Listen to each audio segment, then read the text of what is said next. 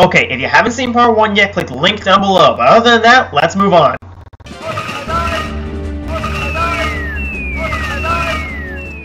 Like I said before, my school has a gaming club, and the first game I tried there was a game I have wanted to play ever since I was a kid.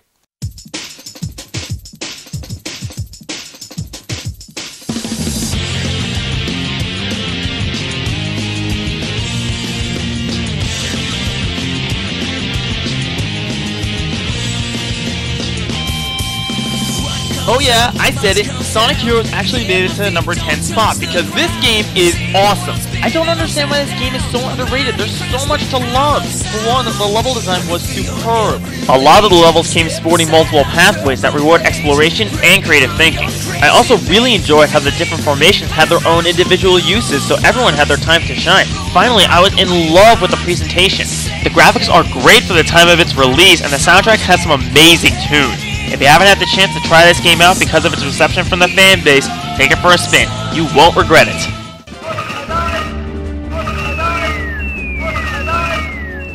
Now for indie game number 3 on this list. Out of all the indie games I played this year, Shovel Knight is without a doubt my favorite. This game is a retro revival in every sense of the word.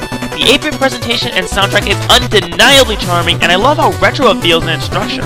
If I were to describe how this game works, the best thing that comes to mind is that it's a conglomeration of some of the best games on the NES. It uses a math system like Mario 3, has items contained in levels like in Zelda, and secrets everywhere like in games such as Castlevania. However, the most apparent place that took inspiration from was Mega Man. You choose what order you want to take on the knights like the Blue Bomber, and each level has a theme that matches their respective knight. If you haven't picked this game up, what's wrong with you? You're missing out on one of the best games released this year.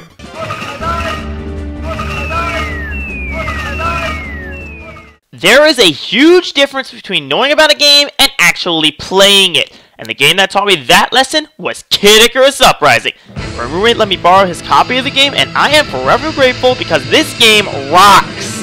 The flying sections always kept me on my toes, and trying to shoot down as many baddies as possible was always a good time. On the ground, it's even more fun because I try to find the most creative way to kill the enemies with the weapon I have on hand. And like in Metroid, finding secrets always fills me with joy.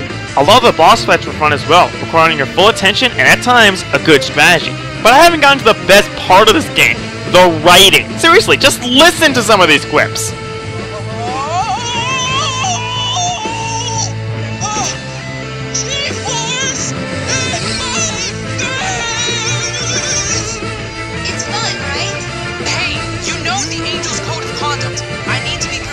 Times.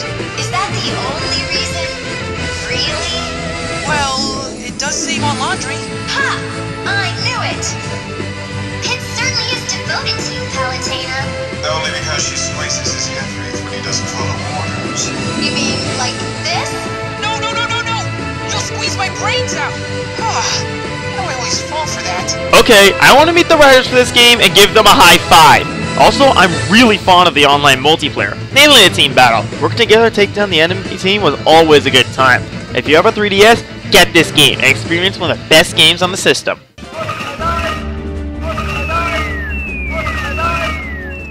Three words: Megman Zero 3. Easily the best game I played for the GBA this year, Megman Zero 3 is also one of the best Mega Man games to ever come to light. The levels were fun and were never cheap, and the reploids themselves put up good fights. We also have Zero himself, who is such a great character, not fighting for himself, but fighting for what he believes is right. Controlling him feels amazing because he can rip through almost anything with so much ease. His skills with the Z-Saber will make anyone jealous, and it only gets better with the EX skills. I would say more, but the best thing I could say is try the game for yourself and experience a true masterpiece.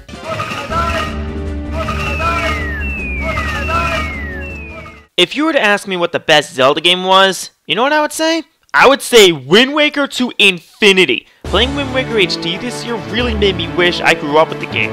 The presentation was a bit strange for Zelda, but I find it undoubtedly charming. In fact, the whole game is full of charm, from the characters to the areas to the fantastic soundtrack. But besides that, there's a ton more to love. For one, the sailing I found quite relaxing and at the same time enriching. It made the overworld feel truly alive because of how huge it was. I also love exploring, and there are loads of areas to explore in this great sea. From simple rock formations with not much on them to whole islands full of treasure. I checked out every area just out of sheer curiosity. I also loved a good majority of the dungeons and bosses, and the items in this game are just way too much fun to use. All this together makes not only my favorite Zelda game to play this year, but my favorite Zelda game, period. This is one for the ages, and a must-own for any Zelda fan.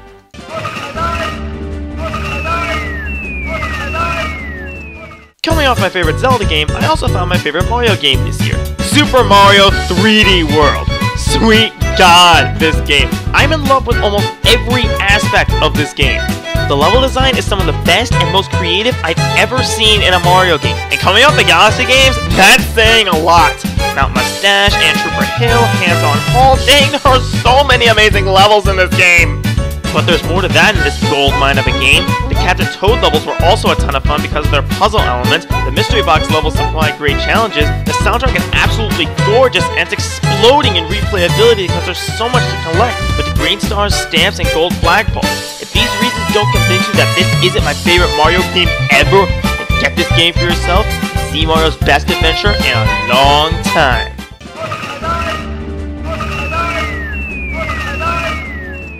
This may shock you, but Super Mario 3D World, despite being my favorite Mario game, isn't my favorite game on the Wii U. Oh no, there are two more, and the next one deserves it, because it is truly wonderful.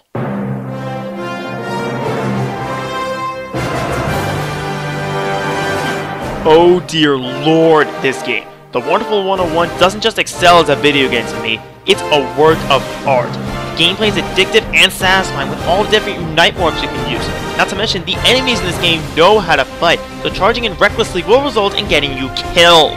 Even without that, the game is still challenging without being too cheap, and that's only scraping the surface off this gem. There's so much more to it. The story, for one, while it starts off cheesy and nonsensical, it turns into an incredibly deep plot with some excellent examples of character developments. Speaking of characters, they're wonderful as well. They're exploding with personality and charm enough to make anyone proud. And did I mention the bosses? Each is unique in their own way, making them all wonderful.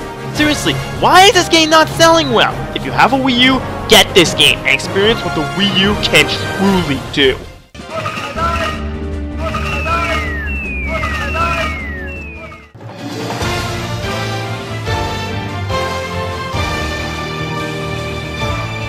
Oh yeah, you knew that this one would be on here, and why not? I was anticipating this game for over 3 years, and the wait paid off because this game met and surpassed my expectations.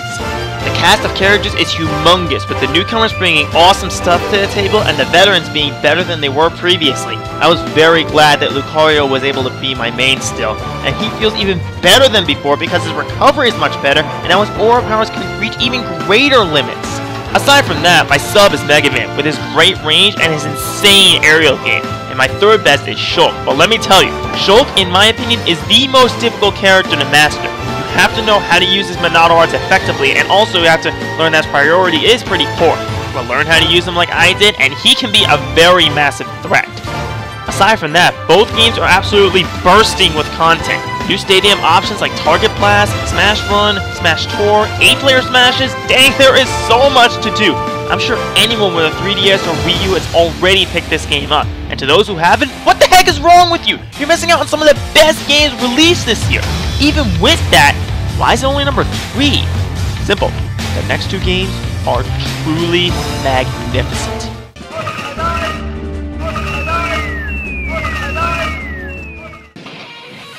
Oh yeah, Xenoblade Chronicles for the win! I had heard so much about this game, and with the inclusion of Shulk and Smash 4, I just had to get this game, and wow.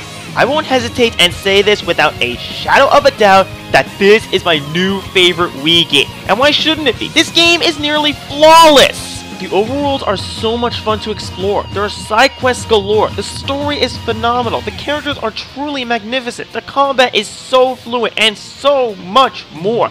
I was so engaged with this game that I couldn't stop playing at times and beat it in just 3 weeks.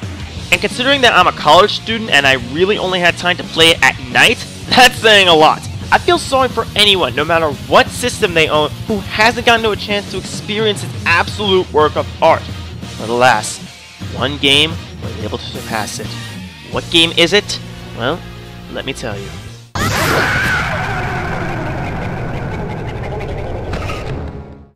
I couldn't do it. I couldn't do it. I couldn't reasonably, feasibly even think about putting this game anywhere else than the top. You probably all know the game I'm talking about, so I won't drag this on any longer. Pokemon Alpha Sapphire.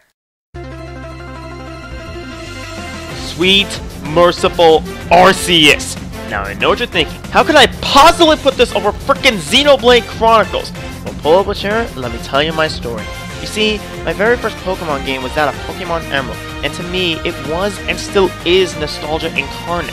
So when I heard of the announcement that they were remaking the 3rd generation of Pokemon games, I was well beyond hyped. And wow, did that hype pay off. The whole region was recreated beautifully, and it seems like every pixel was present and accounted for. The areas look the same, the trainers are all in the same places, and heck, they even kept the same trainer names intact. They may have changed a couple of areas here and there, but I really don't care. Beyond that, they added so much. Soaring around on Latios or Latios, the battle was launched, they brought contest packs, the ton and a half of legendaries to catch, Mirage spots, God! I got to relive my childhood in a way similar to that of a playthrough of Emerald, but expanded upon. All of this and more makes this not only my favorite game I played in 2014, but also my new favorite Pokemon game. I'm Aaron Dragon, and I am so looking forward to 2015. I mean, we got so many great games coming out. We got Xenoblade Chronicles X, Zelda Wii U, and... excuse me. Hello? No way. No frickin' way!